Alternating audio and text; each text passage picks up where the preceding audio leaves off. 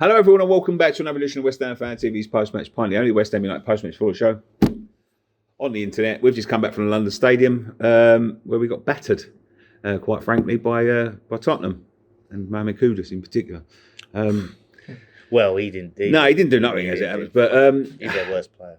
Why? It's not good, mate, is it? It doesn't look good. No, I mean, me and Dan done a reaction after, and I think you can both see our feelings on that. It was a dreadful day, you know. We was on the high of beating Forest the other week, and we all thought, yeah, do you know what, we might have turned the corner, but we turned that corner and got smacked straight in the face, so we might as well go back round that corner, because it was, even from the starting lineup, like, we had no main striker on the pitch. Bowen was meant to start up front, but he went out on the right, so we played that false number 9 with Paqueta up there. Ain't going to work. You can't lump balls up to him. I'll be honest with you, though, the first 15, 20 minutes, I thought we looked all right. We was knocking it about well. We had that chance with Paqueta. He sort of rolled it across, just past the post. We looked on top, but then after that, Tottenham just took control. Yeah. They just took control of the game, and I'm not going to take nothing away from Spurs yesterday. They deserved all 3 points. Yeah, good. They should have had a goal in the first half. It should not have been ruled out. We was lucky the referee they stuck with the referee's decision, because I think if VAR would have looked at that a little bit more, they would have given it. It was Fernandes that pushed Van der Ven in the back that then caused Walker Peters to go over. It was just a bad day all round, mate. Yeah, the thing is, I felt like even when Spurs did have quite a bit of ball, we defended well because we was limiting them to corners. They was getting a shitload of corners, but the problem is about the corners, we're so crap at defending them, they were nervy every time. Well, we've got a goalkeeper that don't come off his line. We've got a goalkeeper that don't give his centre-backs any confidence, because a goalkeeper, for me, should always, if them balls are going in the 6-yard box, there's only one winner, a goalkeeper. He should be punching them, catching them, palming them away. A goalkeeper can use their hands, so he's the tallest in the box. And I don't get why he just don't come off his line. He does not fill me with any confidence. I even said, I don't know if you watched Friday Night Pint, I said we should have chucked Fabianski in goal. Should have put him in. Yeah, me and Scott wanted Areola, you wanted Fabianski. No one was saying Hermansen.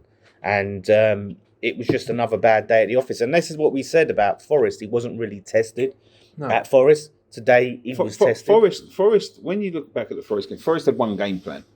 And we changed a little bit from the previous game. So from the Chelsea game or the Wolves game, we changed formation. And I think that surprised them, that shocked them. The problem is with this one is that Potter's had 2 weeks, but so has Thomas Frank has had 2 weeks to look at that and think, right, how can we break that formation down? Because we all knew it was going to be that. But the way he's put, let's look at the Forest game. Let's break the Forest game down, right? First half, with Fernandes coming in, we was more full of energy, right? He was dropping back into midfield. He was making some tackles, right? The two midfielders had no impact. Souček and Ward-Prowse had no impact, right? Like we knew they wouldn't because of the nature of it. Paqueta, from number 10, run the show. He run it, right? Yeah. So you look at that, and then we brought on Wilson, and then we brought on Somerville, Drop Fernandes back in, put Somerville out on the left, Wilson on up front. You look at that thing. What Wilson has got is movement. Yeah. Right? He will move. He's got a striker's movement, right? Now, I looked at that game yesterday. He's took Paqueta, probably the best performance he's ever had in a West Ham shirt last week, right? And he's moved in from the position where he's just had a stormer and put him up front. He is no good with his back to goal. No. And the thing is, when you look at what it was there, all we got was Kilman and Mavropanos trying to ping balls up to him. What is he going to do from there? What can he do with his back to goal? He cannot do anything. That's where Fulkrug would have been the one. Yeah. I mean, as you said, Paqueta, he can't do that. He's a player that likes the ball on the floor. He likes to receive the ball on the turn and make things happen. He can't play up against 2 big lumps at centre back. What can he do? Yeah. I don't get that decision, and I know, look, like, I can see the thing that they thought, Bowen's going to go up top, and then he goes out on the right, and they're thinking, right, we'll sort of confuse the Tottenham's defence. We confused ourselves. Yeah. And that's the issue, right? So he's played a system where you're playing a false 9. Listen, I wouldn't have been opposed to the system if he had an idea to how to play the false 9, if he was dropping back into... But it wasn't like that. No. Paqueta was going up top. Yeah? He was playing with his back to go. He was absolutely nullified. Yeah. Then no one's around him. I watched that game, right, and about 3 or 4 times, I know he got in that shot. Every chance we had, was straight at the goalkeeper, right? Yeah. A striker would have made that space to get them shots away properly, right? A striker would have. You cannot. I don't care if it's Tottenham. You know, you can make a case for sort of like a Man City or an Arsenal, maybe, right? Teams that have got like, you know, outstanding defenders and all that, where you have to play a bit different. When you go to Tottenham, you cannot start without a striker. No, because what we've seen. Don't say that to Big Sam because we won 3-0. No, yeah, but I'm talking about Tottenham today, right? But when you look at the way we played as if we was playing a striker. Yeah. So it's absolutely no plan, no game plan there whatsoever. No. And Wilson must be fit to start. And Fulkrug, all right, touch and go whether he's fit, but he's on the bench. Yeah. So I would have given Wilson that 50, 65, 70 minutes if he lasted that long, and then brought Fulkrug on. I don't get the decision to start without a main striker. Yeah. I really don't. I mean, Marshall weren't even on the bench. This is the thing. If Fulkrug wasn't fit enough to get any minutes, why is he on the bench over Marshall? Because Fulkrug obviously picked up that injury. He didn't end up bringing him on. So obviously he's not confident that he can play. So don't have him on the bench and have Marshall on the bench. I didn't even know that Wan-Bissaka pulled out last minute and they put Fabianski on the bench. So now we've got two goalkeepers on the fucking bench. Oh yeah, classic that. Two goalkeepers on the bench and the fucking worst one playing. And yeah, like I look at the midfield, it's great to have Fernandes in, but he's had to have Souček and Ward-Prowse, two of the slowest midfielders in the league. I think Fernandes, he done well yesterday. I like the way he was breaking up the play. You can see he's got the energy, he likes to get forward. But as you said, mate, he's looking around and he's got Souček and Ward-Prowse. And to be fair to Souček, I thought he had a decent first half. I thought he done well, like working back and breaking up play, putting in the tackles. Obviously, he went over the top of one of his tackles, and that's probably what's cost us. The best thing he done was really, and it justifies him being there, was defending the set pieces and things like that. Like, he was doing well in the air, and that is one of the players. That is, I guess, why. But the thing is, Dan, you can't. You know, this is not American football. You can't have players in there that are just going to do well with one thing. When you play in a midfield, again, especially against a midfield like that, Polina's class. Yeah, he's a class player. Yeah. We wanted to replace Declan Rice with him. Yeah. They wanted £90 million for him. There's a reason they wanted £90 million for him. There's a reason he went to Bayern Munich, because he's a good player, right? Yeah. And he was running rings around him. The thing is with Ward-Prowse, I still can't get the obsession with him. I can't get the obsession with him, right? No. Because, and it's not just the fact that it's him, but it's the two that he's playing. Yeah, they don't work together. I'd rather have Souček in and someone else. I'd rather have Ward-Prowse in and someone else. They can't play together. And that, ultimately, is what's cost us. We went 1-0 down. We started to get back in the game. We started to play some neat football again. All of a sudden, he took a bad touch because he's too slow and he's too heavy to get to the ball. He goes over the top. Souček is not a malicious player. There was no way on earth. He was just over. I watched it in line with it as he done it. He took it on his chest. Simmons is coming, he's going to nick it off of him, and he's just lunged to try and get a foot to the ball. He's gone right over the top of the ball, right down his shin. Absolutely no question of a red card. It's a red card. You can't, he can't even knew it. He knew it straight away. The ref whipped that red card out quick. Cool. He knew. And you can see by the player's sock that he was ripped in half. He's lucky that it's not worse. But before the red card, you talk about the first goal. Cool. Look at the zonal marking for that. There was 4 Tottenham players at the back, and you had Bergvall, is it? Blocking off Diouf so he couldn't get the ball, and Sar's just come around the back post, and he's just placed the header in, and we're just standing there. Ward-Prowse again is standing off of him, looking at him. Yeah, he's just watching him be completely open and unmarked, and going nowhere near him. And I don't get that because in the first half we was defending them corners well. You look at the way people picking up their players, but that to concede that early in the first half, and then I said to Dan last night, as soon as that goal went in, I know we started playing, but mentally, them players thought, yeah, we ain't going to win this now. No. That's just the mentality we've got this season, because Potter, he don't inspire anyone. He don't inspire them players. He don't inspire the fans. I honestly, I know we've done the review and we said that he will last the season. I don't think he'll last in the end of October. No, I don't. If we lose to Palace next week, they've got to get rid of him. Yeah. As much as I want him to do well, they've got to get rid of him, especially when there's a few managers out there that will jump at the chance to manage at West Ham. Yeah. Mourinho, Nuno, and other managers as well.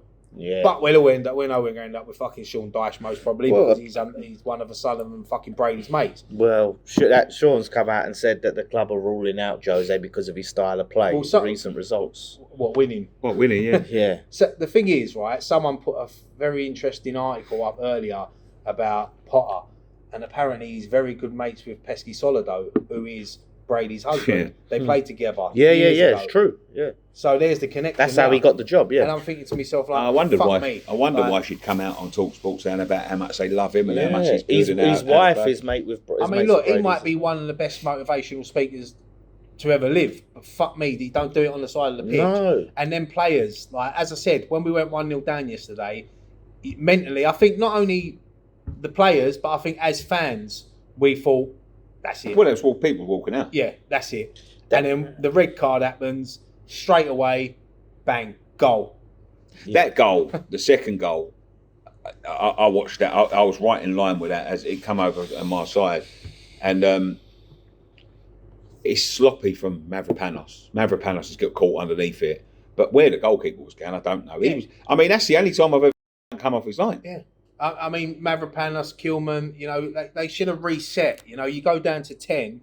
What Potter should have done was just chuck someone else extra in the back for 5 minutes, just while he could work out what he was going to do. But it was just like, free kick comes in, bang, great header from Bergwall, great finish. Oh. As you said, Yeah. goalkeeper off his line. If he would have actually been on his line, he probably would have saved it. But you find yourself 2-0 down to 10 men, now you're just fearing the worst. Yeah. You're fearing the worst. You're thinking another Chelsea performance. The thing is with that, right? I was expecting it, but then that right after that goal went in, the air got sucked out of the place. Yeah, people were fucking heading out. I mean, in their droves. Like it was actually embarrassing. And that's what I'm saying. It looks embarrassing, but it's because people give up because they know there's no fight in this team. They think, fuck it, I'd rather get home early or I'd rather go back down the pub. Because you would never see that at Upton Park. No. We've been losing to teams at Upton Park 2-3, 4-0, and it's still been full. This place, it's uninspiring. It's uninspiring. People just want to get out. Like Kudus yesterday, right? Kudus must have been thinking, do you know what? He's getting the abuse, but the fans are so far away from him. They can't give him that much. Yeah. The thing is, I see him, right? He was getting stick from the fans, right? All he was doing was standing on the line. Wasn't even taking no notice. They'd have been at the chicken run. No. They'd have been in his ear roll. Mate. There'd have been people leaning Imagine over him. taking a corner in front of the Bobby Moore lower and the chicken run. Fucking... He was just sticking to the line, letting the ball boys go and roll the ball, which they shouldn't be doing, by the way, right? Yeah. But letting the ball boys go and rolling the ball and all that, right? Just sticking on the line. He's so far away from him, I don't give a fuck. Yeah, he was smirking. You could see him smirking in that. But it's poor, Matt. It's poor. He should have really felt the heat, and you can tell he didn't. I mean, he had a poor game. The youth, when a positive, locked him up. The youth had there was one boy when he fucking smacked him. Yeah, Diouf was a positive for me yesterday. I like that. The thing is, though, the same thing. He's putting in some brilliant balls in that first half. And there's no striker, there's no Fulkrug, there's no Wilson.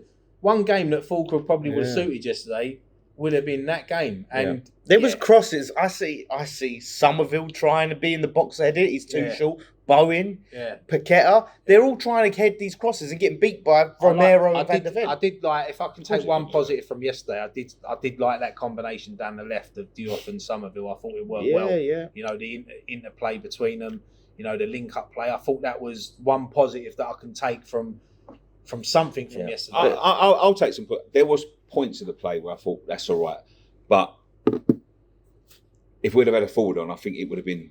It would have locked it together, and I think Magassa came on. I thought Magassa done all right when he came on. Very tough circumstances. Yeah. And I seem to think to myself, like, if we put Fernandez or someone next to Souček or Ward-Prowse, we may have a chance. Paqueta's got to come back in that 10, mate. That's where he had his best game last week. I mean, I cannot for the life of me think, and that is what is worrying for me. That you can see we're struggling. Yeah, players are starting to have good games in their own positions, and he's pulling them out of their positions for no reason. He's got two strikers sitting there on the fucking bench. Yeah. There's no reason to pull him out of that position. And all of a sudden, after that 3-0 win last week, we've gone back to square one. And the thing is, right, and you've got to look at this objectively, right?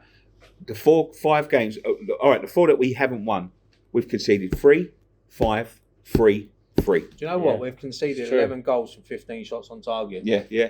So 11 on 15. And I think 6 or 7 of them are headers. Yeah. Yeah, we've had quite a few from set pieces, headers, crosses into the Crosses, box. corners. Yeah, crosses and corners. A lot of that. Look, they got the third goal, fucking Van der Ven. Good finish from a defender, right-footed bottom corner, and it's game over then. And that's when you're thinking, shit, we've still got fucking 25 minutes left here. Like, what's the score going to be? Is it going to be another 5-6-0? Because that would be the final nail in the coffin, I think, for everyone. Like, Yeah. But yeah, look, I don't know, mate. The substitutions made no sense to me. He took off 2 best players, put on Guilherme, probably just to get his fitness up. And the substitution, taking off Ward-Prowse in 92nd minute to bring on Irvine. What is that? Yeah. Has he done that before? It's the second time he's done it. Brought It's- on Irvine at 90-odd minutes. How Ward-Prowse has lasted 90 minutes, I'll never know. Mate. He's got an obsession with that. Yeah. He's got an obsession with it. And this is the thing. This is I want to see possible. Irving start. If I he's would there say, and he's going to think, he's got to be better than what we've got there. Yeah. Souček is out now, so he's got no choice but to play Magassa. But this Souček thing might be a blessing in disguise, because it might have taken something like that to get one of them 2 out of the team to maybe then put someone alongside. He'll fucking bring Rodriguez back in. If he does, he's. you got Magassa that can play there. You got Potts. You got Potts. You got Fernandez that can play there as well. So The Potts he thing might need that reshuffle. frustrates me because he could have gone out on loan, right? He's given him assurances. He's played him all the way through pre-season. All of a sudden, the season starts. He doesn't get a look in at all.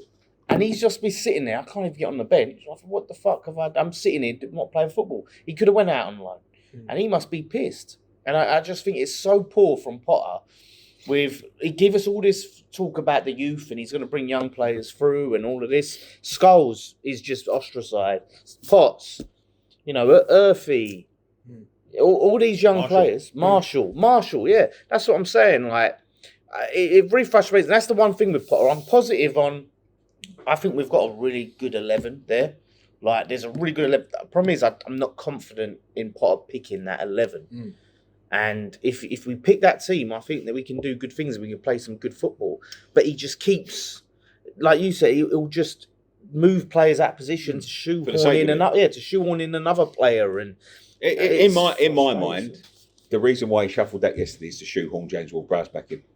If Wilson starts, the only player I can see drop in is Ward-Prowse, because Fernandez would have to drop back in, Paqueta would have to drop back in the 10, and Wilson will play there. So there's only one. It's either Souček or Ward-Prowse. And let's be honest, it's got to be Ward-Prowse. It's got to be Ward-Prowse. Well, yeah, because he hasn't got the aerial ability that Souček has. The worrying thing is that it's 2 wins at home for Potter.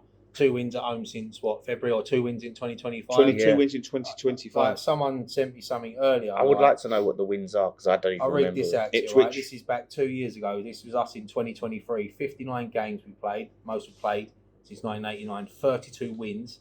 17 home wins. 97 goals. 19 clean sheets. Failed to score in 7 games. That was 2 years ago. So how have we gone so far fucking backwards now? Yeah. That you look at that was in 2023, and 2 years later, we've got 2 home wins in a year. Yeah. That's fucking bad. And we spent a lot of money as well. That's what I'm saying. And I don't look at it and I see this team is drastically worse than that team. When you look at the players on paper, there's something fundamentally wrong. And the things that are fundamentally wrong, Dan, is the board. Oh yeah, I'm sorry, of course. but it is. They're the ones that are choosing these players. As I said before, and I said this on a Tottenham preview, right?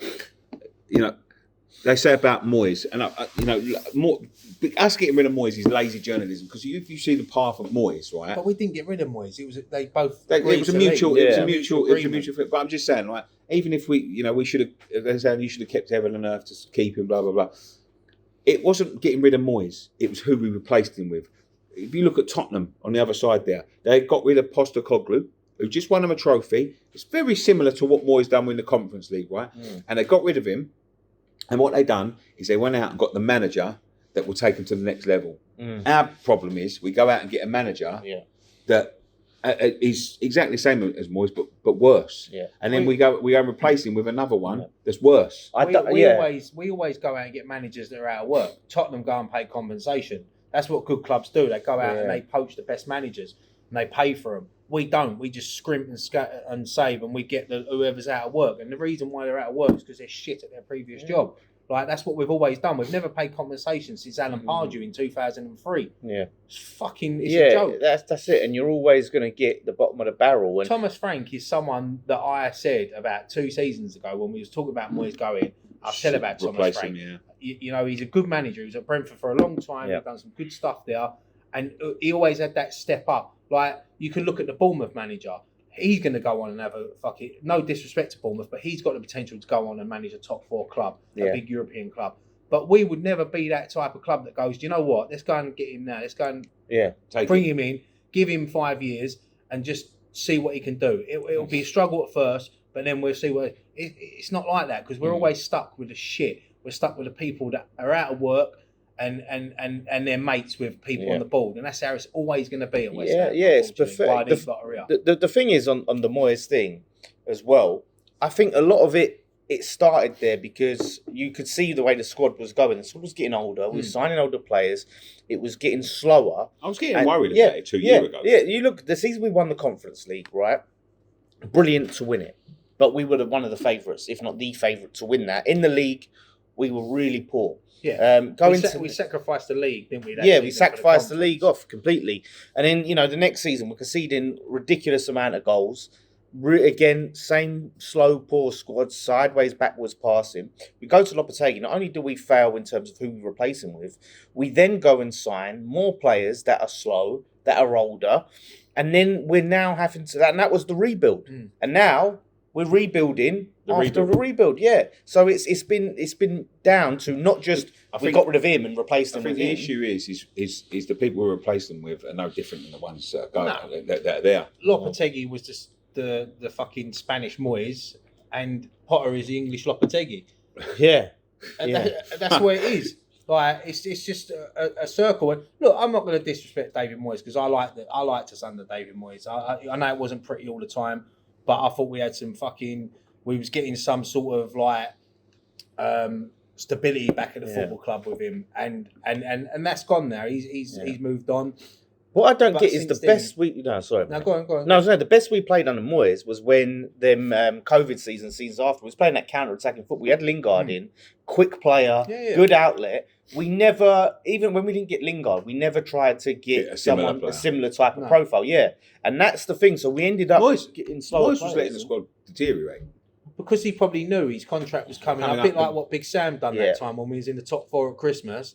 And he knew he weren't getting renewed. So they just think, well, do you know what? Fuck it. What we should have done with Moyes and we should have done with Sam is, here's a new contract. And then you have the bollocks to say, right, if this don't work out, fuck it. We'll sack him, pay him off. And that's what a proper serious club does. Do that. But that's what I'm saying. This club is not a serious club. Under these owners, this club is not a serious club. We know what's happening next week at the Palace game. There's going to be a lot of noise outside the stadium, with the protests and that. And it's probably what's needed. They're panicking because Brady attended a meeting the other night with some fans. They're panicking. There's rumours there was calls for her to resign in this. She won't resign.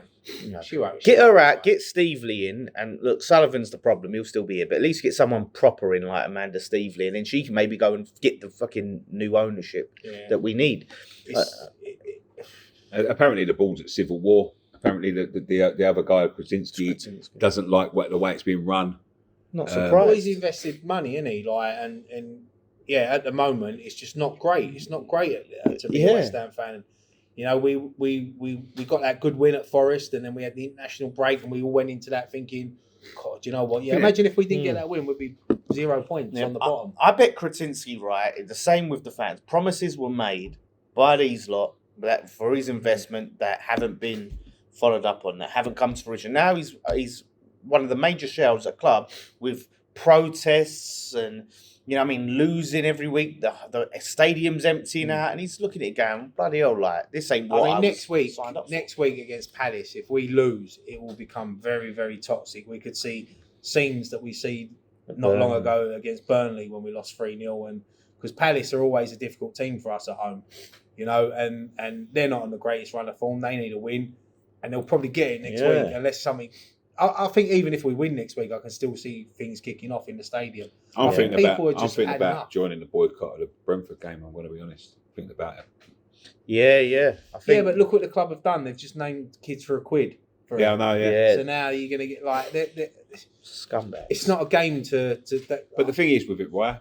If the people that are inside with the season tickets don't go, they can't sell their fucking seats for £1.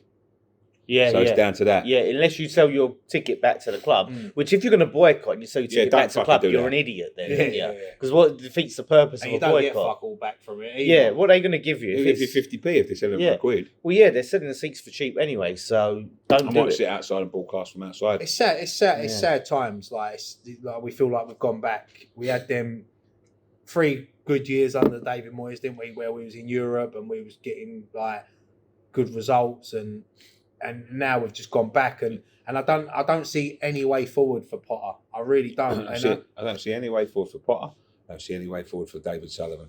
No. Look, the thing is, the cameras panned to Sullivan yesterday, and he looked a worried man. And he should be. Yeah. But we know he ain't going to sell. We know he ain't. You know, he could. If we're protesting, he could just sit at home. He can still run the football club. Like I don't know what's going to happen. And as much as we all want to see him go, and we want to see new ownership and take this club forward, because I know we get fucking slagged off thinking, oh yeah, we're a massive football club. We are a big football club, you know, but we're at the moment mismanaged. I think even I've seen comments on our video from last night, and you get rival fans like Tottenham, Chelsea, and they're even feeling sorry for us, and that's how bad it's getting. Because we're in a place where we don't want to be. It's not our home. We don't own it. But everyone hates fucking going now. We've got a manager that don't inspire us. We've got owners that we hate. You know, fucking hell. It's a lot. It's a lot for a football fan to take. Yeah, it is, mate. Like, and that is a wonder why there's so much apathy in the club and why people just leave. In fact, you know, someone even said, like, when they saw the empty seats, I responded to someone because they said, this is how it's been since 2016. It's never been this bad. Even at London Stadium. I've been there before when we've been 3-0 down. Yeah, you always get a handful that leave. Never like that in droves. No. Mate, it's getting worse and worse and worse. It's not getting any better. No. It's not getting 2 wins in 2025 at home. Think of the teams we've played there in 2025. I would like to know why Southampton. I don't want to think. I want to know why 2024 wins, because I don't think they were much better, to be fair. Yeah. Like, that's what I'm saying. I know it's been better before. It's so hard to make that place a fortress because there's nothing. West Ham, me and Jace were saying it. It's not a fortress. It feels like a neutral ground. Mate, you go there, right? And I said yesterday, there's a reason why they call it London Stadium, because any team from London go there, fucking have a field day there. The thing is, though, we have had nights there where it has been fucking electric. So, but we as fans, we've only reacted like that because of what's going on the pitch. Yeah. But you look at that Seville game, one of the best fucking atmospheres I've ever seen. Not only at that stadium, but in football. That was electric. Do you remember that when we beat Chelsea? Was it Villa when Yarmolenko scored the winner?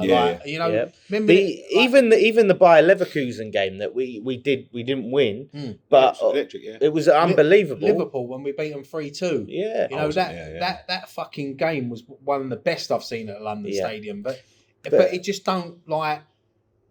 I don't know. The thing is, it takes. Don't feel like home. Let me give you a stat. Right, in 20 years at Upton Park, we conceded 5 goals or more 3 times. Yeah, at the London Stadium, since we've been at London Stadium in 9 years, we've done it 12 times at home. Yeah, at home. Yeah, that's mad. That's 5 or more goals at home. Crazy. It says it all. That's what I'm saying. It shows you the fear factor is gone. I bet. How many did you say there was? 12. I bet 10 of them were City. No, but you can. I'll remember them. You can remember them. I remember Liverpool coming there and doing it. Remember Arsenal coming there and doing it a couple of times.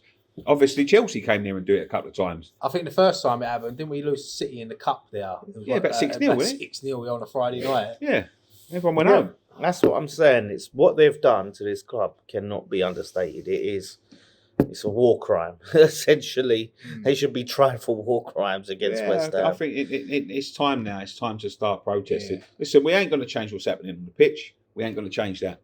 What we've got is what we've got. But I agree with what Dan said earlier. We have got a good starting 11, fully fit. We have got the right manager. I would fucking get something out of them. To get some of them players, because I think even yesterday, just watching some of them players, Diouf, I think had a really good game. I think Fernandez has got so much potential. That's why we wanted him. Yeah, Somerville coming back, his pace, his electric. You know, there is a lot of positives to take out of them players. But look, we know what Bowen does week in, week out, so he's always going to be up there for us. But we just need someone. We need, and I know that they've come out and said they don't. Jose would be fucking perfect for these players. Because them players walking into that training ground and seeing Jose Mourinho standing there with a fucking whistle and balls ready to train, they will want to fucking run for him and work for him. He don't take shit. Potter, I can imagine, someone says they don't want to train today, you go, "Oh, go on then, boy, go and get yourself a cup of tea. See you later. See you tomorrow." That's the feeling I get from him. He's just an overpaid PE teacher. Yeah. This is what I said to you yesterday. I was just about to say that. He was a PE teacher. Oh, was he? He used to be a PE teacher. Oh, it comes That's across. what I'm saying. But that's what I was saying to you last night on the reaction. Is every Mr. time they cut to him, every time we're down, he's just like that. Yeah, and he does that. He does that, and he goes, little spit on the floor. Yeah, and he looks like he's just completely lost. He's staring into space, like what? You know what he's probably thinking? Hello, darkness. Yeah, that's what I mean. There's no like, come on. The thing is, a manager these days, like someone like Potter, is not going to resign because, you know, he wants to get the sack because they want their payout. Of course, that's the problem these days. He ain't got that much left. No. On a payout because he had an 18-month deal. Well, no, I can't remember what the thing is, but the deal is that if we sack him at the end of the season, we don't have to pay him. So it's not that his contract runs out; he stays under contract, but we have a break clause. That scares me now because I know we're just going to suffer. Sullivan, We're going to stay up. We're going to finish. Fucking. It's going to be Abraham Grant again, isn't it? Yeah, that's why Sullivan's going to be so like resistant to try and sack him because he's thinking, well, if I can just hold on to the end of the season, I'm going to be honest with you. The pressure, because after next week with a protest, they're playing for every home game. Yeah, it'll get too much for him. Do you know what? One thing we haven't spoke about is just quickly, just the one worrying factor from me, and we spoke about it last night, was there's no fight in this team. There's no leaders. There was when we went 1-0 down yesterday. There was no fucking leaders in that team saying, "Come on." Fucking, you go back a few years, you had like a Mark Noble or a Scott Parker on there. They'd be fucking going, "Come on, lads, let's fucking get in there so we can do this." A Kevin Nolan. We ain't got that. Yeah, we haven't got no leaders or on that pitch. And I know Bowen is our captain and that, but we've spoken openly about Bowen, how we feel as him as a captain. There's just no leaders on. There's no inspiration. There's no someone that's going to roll up their fucking sleeves and put in a few tackles and fucking drag them through. You look at the Newcastle game. Man sent off, 2-0 down. They're fucking biting and tearing and fucking trying to win everything. In my opinion, if you go in like that, what they've done now, right? You've got, if you lose 6-0, I don't care. Yeah. I don't give a, if there was people tearing around trying their fucking hardest against Tottenham and we come out there 6-7-0 losers after we've lost the man, that the way you could tell, I could tell in the stadium that the message from the sideline was keep the score down. Keep the score down. Yeah. You know what I mean? And that is. And let's be honest, it was only because Tottenham fucking took their foot off the accelerator that they could have easily gone and scored 5, 6, 7. I watched the Brentford game yesterday after us, and you watched the difference between us and Brentford. They go behind, they're fucking team grafted. Yeah. They're grafting. They end up fucking drawing the game 2-2 and getting that late equaliser. Yeah. And with us, we just fucking rolled over. It was accepted, and it's because no one's inspired. There you go, Spurs. Come and take the 3 points and fucking embarrass us. You could tell, after 2, it was keep the score down, boys. But look, I'm not taking nothing away from Spurs. No, absolutely They not. were a better team. They deserved it. And it's we just, where do we go from here? We're obviously Palace next week. Tough. We need a performance. Tough, It's a tough game, but we need that performance. We need that win. I don't care if it's a fucking 1-0 scrappy win. We need that win. We need the points. They've got the better manager. They've got a lot of pace in their team. So it's on to Potter now. Don't scare me, Dan. It's his fucking noises that he makes. Every time he's a group, he goes, and when did I ever go, what are you on about? That's what I could hear in my right ear. I mean, you said you're deaf in one ear, didn't you? This one. Oh, yeah. Convenient. Right. I'm not deaf. What's he on about? They got pace in their team. They got Glasner. And that is the problem. If Potter don't play, if he fucking puts like Ward-Prowse in, and you got Rodriguez and some of these other players, we're going to get ripped apart. Like you have to. If he go puts into Rodriguez defense. in, I think people should just walk out. Yeah. If I'm honest with you, if that's the starting lineup, I wouldn't go in. Yeah. Just quickly then before we finish. So if Jose's not an option, would Nuno be your number one? It's got to be. It's got to be. Do you think he'd get the best out of some of these players? I think people like Somerville and Bowen, I think he would, because he was, you know, the basis of, he was a good defensive manager, yeah, and I know he had a good defence at Forest, but the basis of what he done at Forest was the two wingers. I mean, I watched the Arsenal Forest game yesterday and Angie's first game, and I know it was at the Emirates, tough place to go, but fuck me, they look bad. Yeah, they were awful, mate. They offered nothing. And look, it's his first game, but I know there's a lot of Forest fans out there that didn't want to see Nuno sacked. Yeah. So maybe it could be a blessing, and I would 100% take him. I think when we was linked with him before, you know, we was all saying, we'd like him, and we ended up going with the thing is, Lopetegui. I think you know, you see him at Wolves, he was great. Spurs was tough for him.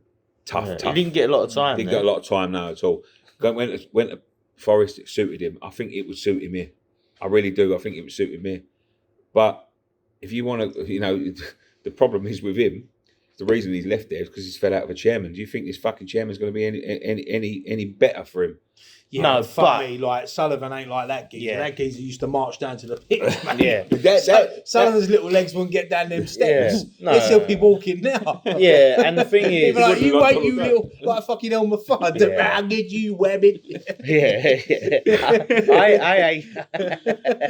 I hate. Put Sullivan, Elmer Fudd. Let's make it out of it. He does look like Elmer Fudd, doesn't he? You, webbing. But the thing is with Sullivan, though, he's not as volatile in terms of he hasn't got an itchy trigger finger like he was. That's a pussy-hole. That's what I'm saying.